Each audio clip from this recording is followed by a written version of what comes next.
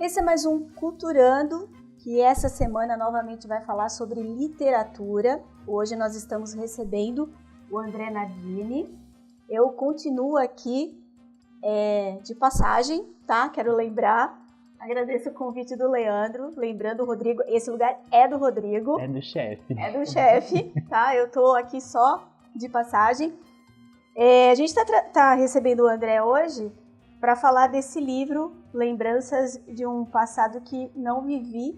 Que título, hein? Que título? Então... A gente eu que compro o livro pelo título, né, Lê? Você compraria isso? Eu compraria esse livro fácil. Que bom saber. Conta um pouquinho. É um livro de ficção, é terror, é suspense? Ele tem um pouco de ficção e ele também tem um pouco de terror, mas eu acho que não é tão puxado assim pro terror. Ele é mais puxado pro suspense, um pouco de ação, mais pra esse lado. Bacana. Agora, a história desse livro ela é bem curiosa, né? Porque, na verdade, você escreveu ele há quase 10 anos atrás. Isso. Guardou e aí foi lançar só depois. Isso. Como é que é isso? Conta pra gente. Desde que eu era muito novo, eu gostava de escrever. Eu sempre adorava as aulas de redação da escola, eram minhas aulas preferidas. E daí eu sempre começava a escrever livros. Eu já comecei a escrever vários quando eu era mais novo. Mas eu acabava nunca terminando, era mais brincadeira mesmo, escrevia um capítulo, 2 e parava e deixava pra lá.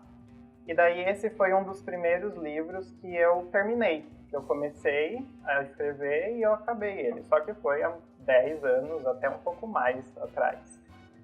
E daí eu deixei ele guardado, porque era só uma diversão mesmo, eu só escrevi porque eu estava afim, eu não pensava em levar isso pra frente, porque a gente sabe também que é uma área difícil, né? Não é tão fácil assim você ser um autor reconhecido, renomado. Então eu tinha isso como um sonho, mas eu achava que era só um sonho mesmo, que não ia levar pra frente.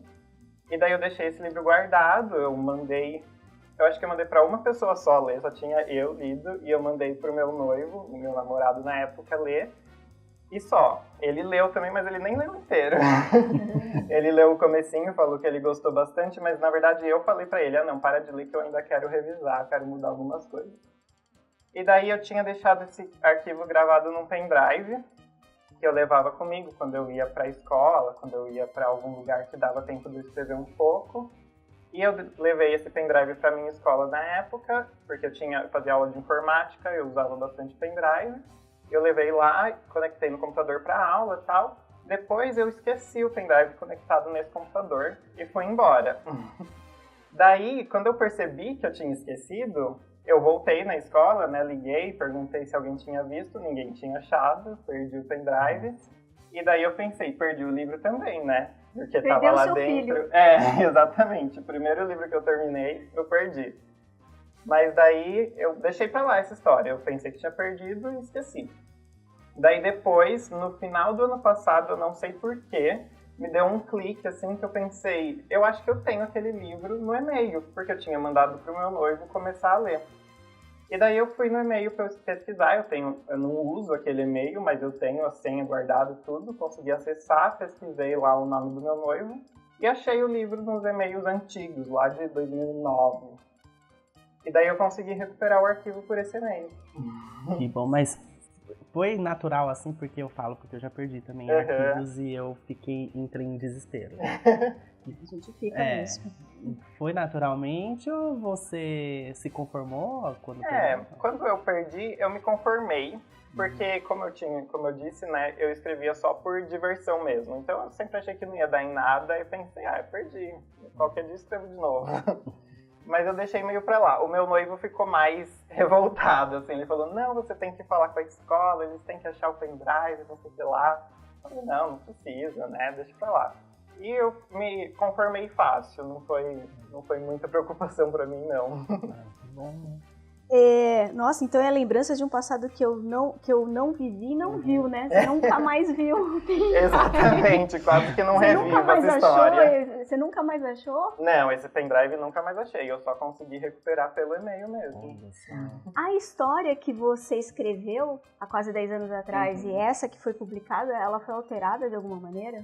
Foi alterada, eu acho que o título tem a ver com essa alteração, porque ela tinha um título diferente na época. E quando eu peguei ele no final do ano passado para revisar, para reescrever, porque ele estava um livro curto, eu achava muito curto para ser publicado. Falei, não, eu preciso incluir mais coisas. E daí eu comecei a incluir mais elementos para a história, e daí que me veio essa ideia de trocar o nome, porque eu achei que o nome antigo não tinha tanto a ver mais com a história. Tinha a ver, mas eu acho que esse ia chamar mais atenção, como você mesmo disse que você achou interessante o título, e também falava um pouco mais dos elementos novos que eu incluí para a história. Qual que era o título? Antes o título era Noite dos Vampiros.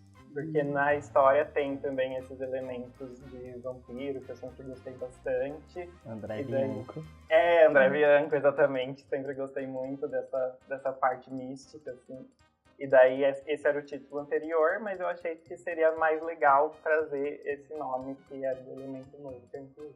Ô André, você como autor independente, é uma questão que é para todos os autores nacionalmente, é a questão que pega muito é não se vive de livro. Sim. E você sentiu isso? Sim. Eu acho que todo autor, né, quando começa, ele meio que vivencia isso. Você acha que a literatura hoje as pessoas estão tendo mais acesso? As pessoas estão lendo mais? Ou isso ainda está incipiente? Olha, eu não sei se as pessoas estão lendo mais, porque eu acho que hoje em dia a gente vive muito na era do imediatismo. As pessoas gostam de pegar, sentar, ver, acabou, guardou. E um livro demanda um tempo. Claro que tem gente que senta, lê o livro inteiro em 1-2 horas e acabou. Mas nem todo mundo faz isso, né? Nem todo mundo consegue. Então, ler um livro demanda mais esforço. E nessa era de hoje em dia tão tecnológica, que as pessoas estão cheias de pressa, querem fazer tudo rápido, eu acho que acaba atrapalhando um pouco. Mas eu também acho que as pessoas estão lendo. Eu não acho que pararam de ler. Não, eu acho que quem gosta de ler vai ler, entendeu? Sempre vai existir as pessoas que leem e que gostam disso. Então eu acho que o livro nunca vai morrer. Mesmo tendo a versão digital, o e-book, eu acho que o livro físico é uma das coisas que não vai acabar. Mesmo tendo toda essa tecnologia. Droga, era a minha próxima pergunta. Eu adiantei. Não, mas isso faz parte. Mas então você acha que o livro nunca vai acabar e a tendência é... Tem espaço para os dois? Sim, eu acho que sim. Porque como eu disse anteriormente para vocês, eu gosto de ler no e-book também, porque eu acho mais prático. Porque se eu tô no trem, se eu tô no ônibus, se eu tô em algum lugar no hospital esperando ser atendido, eu pego meu celular e leio. Eu não preciso carregar o livro comigo. Meu celular tá sempre ali. Então é mais prático ler no e-book, eu acho. Mas ao mesmo tempo, eu gosto de ter o livro físico na minha estante em casa. O cheiro já é outra coisa. Exatamente. O cheiro de livro novo é ótimo. Então, eu gosto do livro físico, sim. Então, por isso eu acho que não vai morrer o livro físico por causa disso. Porque eu sei, não sou só eu, tem várias pessoas que gostam de ter ele lá. É a mesma coisa com filmes, com DVDs, de séries, de filmes. Eu gosto de ter o DVD, mesmo que tenha o acesso da Netflix ou qualquer outra coisa online que você consegue alugar o filme online. Eu gosto de ter o DVD na minha estante. Então, viu? Eu não sou a única. Então. Demodê que ele acha como ler o DVD. Não, eu acho legal. Até com essa cabeça. André, você tem algum livro já no prego, que nem diriam os antigos? Você já tem alguma coisa ensaiada aí para lançar em breve? Então, nessa mesma época que eu escrevi esse livro, eu tinha escrito outro. Então eu tinha 2 livros finalizados. Um se transformou nesse, que eu peguei para revisar, e o outro está guardado na versão de 10 anos atrás, que estava nesse mesmo e-mail que eu mandei pro meu noivo. E daí eu penso em pegar esse outro livro para revisar e no futuro lançar. Eu acho que uma das maiores dificuldades quando você tem um livro guardado há muito tempo é você ler aquilo de novo e tentar deixar aquela essência. Exatamente. Você sofreu com isso? Eu sofri porque eu queria deixar a essência de escrever esse livro com 15 anos, mesmo tendo publicado aos 24, né, quase 10 anos depois. Então, foi difícil porque o meu pensamento mudou muito daquela época, né? O mundo mudou muito, as minhas vivências mudaram muito. Por exemplo, tem uma cena no livro que se passa num avião. Eles vão no aeroporto para viajar. E eu nunca tinha viajado de avião naquela época.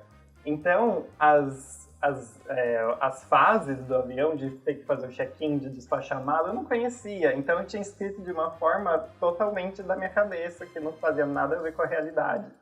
Então, essas influências que eu tive na minha vida pessoal, eu tive que adaptar para encaixar no livro, porque, né, as vivências mudaram. Livro é uma viagem mesmo, né? É uma louca, e acho que isso que é o barato do livro, né? E essa coisa de você resgatar, porque texto, independente de ser livro ou não, se você ler 425 vezes, as 425 vezes você vai mexer. Imagine um livro que você pegou 10 anos atrás e você vai... Eu fico imaginando como foi difícil para você, né? Foi difícil, porque na hora de revisar o livro, eu queria mudar tudo o tempo inteiro. Então, eu revisei a primeira vez, eu falei, não, preciso adicionar aquilo que eu tinha pensado antes. Fui lá e adicionei. Daí eu revisei de novo, não gostei disso, não gostei daquilo. Daí eu revisei de novo, não, vou mudar isso, vou mudar aquilo. Então, eu estava sempre mudando. Nunca era uma revisão, porque se a gente desse para uma terceira pessoa rever, ela ia revisar o texto que está lá, corrigir os erros gramaticais e acabou, a história ia continuar a mesma. Agora, quando é o próprio autor revisando, a gente sempre muda a coisa, não tem como. Sim. Então eu tive que me policiar muito para das últimas vezes falar, não, eu vou alterar o mínimo possível, porque chega, eu preciso publicar isso logo, já estou enrolando faz 10 anos, né? Olha só. Eu vou revisar do jeito que tiver, corrigir os erros gramaticais, mas a história eu não vou mudar mais. Claro que eu acabei mudando, né, porque não tem jeito. Mas é bem difícil mesmo. Legal. Tem um autor até que fala, né? Eu não vou lembrar o nome, porque faz tempo que eu li isso. Mas tá num texto da Marta Medeiros, e ele fala que a arte de escrever é saber lapidar.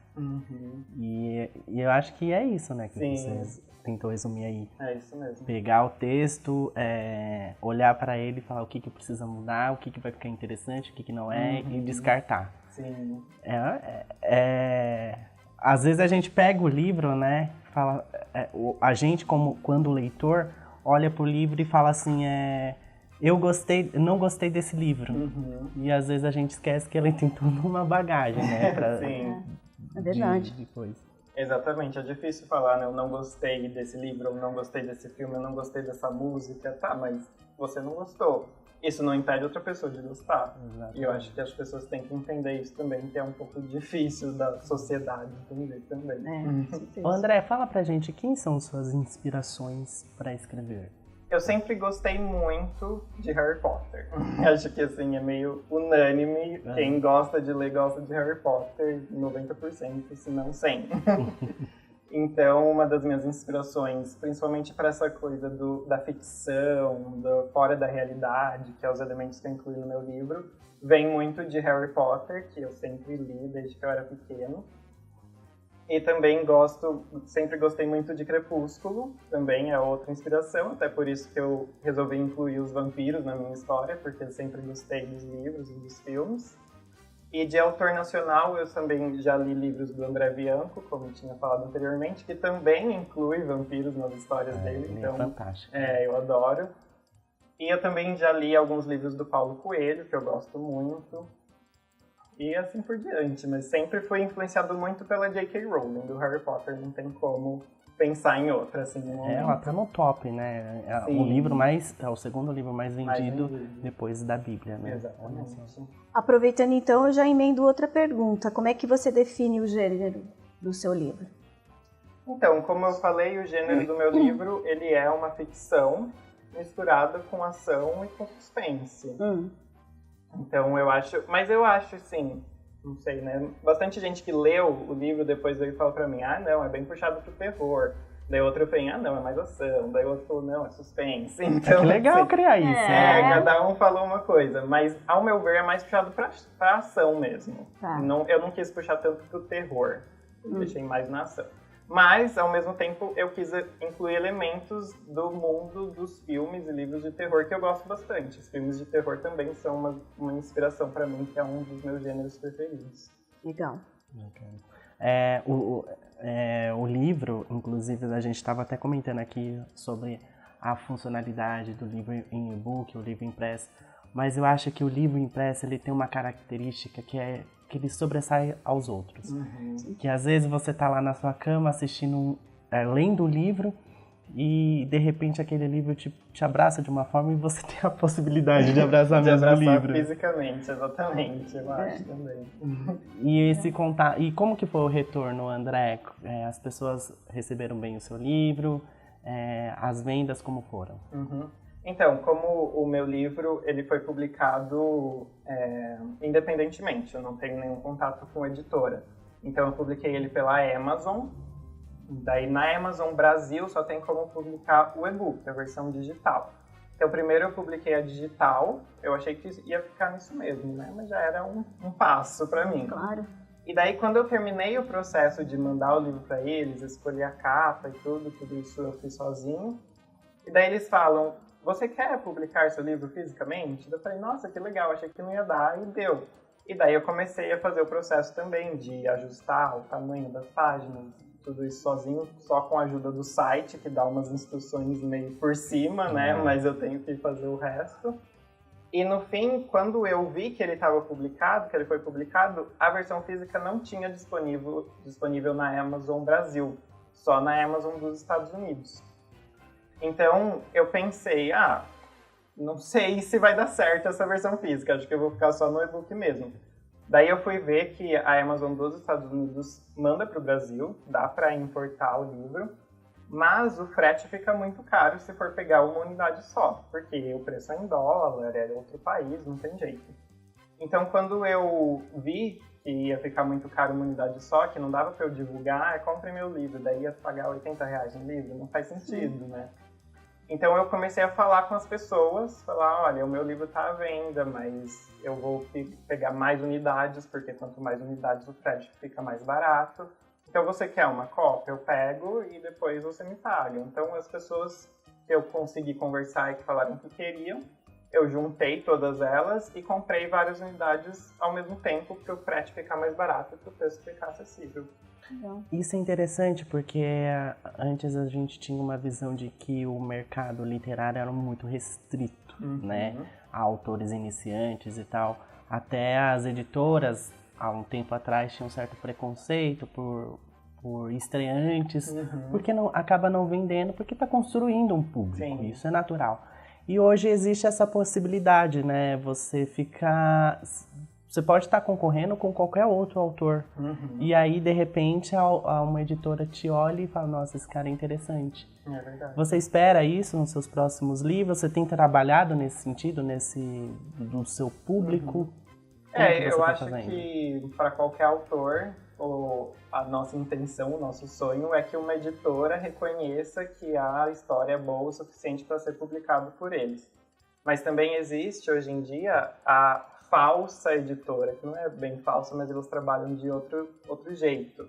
Porque elas pegam o seu livro, mas a editora normal, ela pega o livro, se interessa pela história e ela publica sem te cobrar nada e o lucro do livro vem para você, uma parte dele.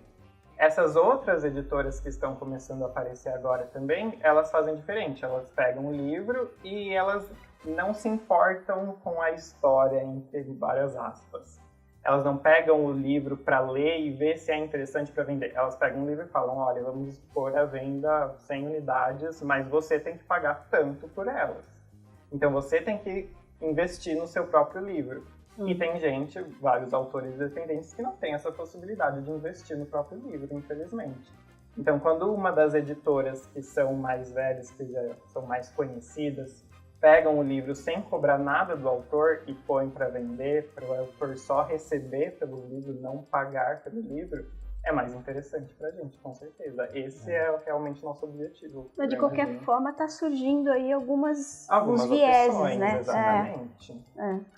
Hoje a demanda é muito grande, até isso é um problema também para alguns autores que não têm conhecimento, que são as editoras prestadoras de serviço, né? Exatamente. Ela só está te prestando serviço, ela não está preocupada se a narrativa é boa, com a qualidade, se o texto é interessante, que é aquele olhar que um editor de uma editora comercial faria. Exatamente. André, antes de encerrar, a gente sempre pede pro autor, pro nosso entrevistado, dar alguma dica. E qual que é a sua dica? Então, a minha dica é um livro que eu trouxe aqui comigo, que é o livro O Amor nos Tempos de Lights. Ele é um livro escrito por 4 autores, que são, na verdade, 4 youtubers, que começaram sendo booktubers, que são youtubers que falam apenas de livros nos canais deles. E daí eles sempre tiveram esse sonho de ser autores, assim como eu. E por causa do canal deles no YouTube, que começou a fazer sucesso, uma editora procurou eles e perguntou se eles queriam fazer esse livro. Eles são amigos e eles escreveram esse livro em conjunto, mas na verdade são 3 histórias diferentes. Porque a Pan e a Bel têm um canal, cada um no seu canal, e o Hugo e o Pedro têm um canal em conjunto. Então são 3 canais para 4 pessoas. Então, o Hugo e o Pedro escreveram o conto deles, a história deles junto. A Pan escreveu a dela, a Bel escreveu a dela. Então, aqui nesse livro são 3 histórias diferentes. E essas histórias são baseadas em histórias famosas. Por exemplo, Romeu e Julieta. Então, é uma adaptação para o mundo moderno dessas histórias. Uma inspiração nessas histórias. Bacana, que legal. Gostei da dica, eu vou querer. Eu vou querer Curioso. Legal. É isso aí. Ao final do programa, a gente sempre pede para que você, que não é inscrito, se inscreva, ative o sininho, que é importante, curte, comente, compartilhe se esse vídeo for interessante. Até a próxima semana e muito obrigado. Obrigado a vocês. Tchau, tchau. André, obrigada, viu? Tchau. Tchau. Você está assistindo Novo Dia TV.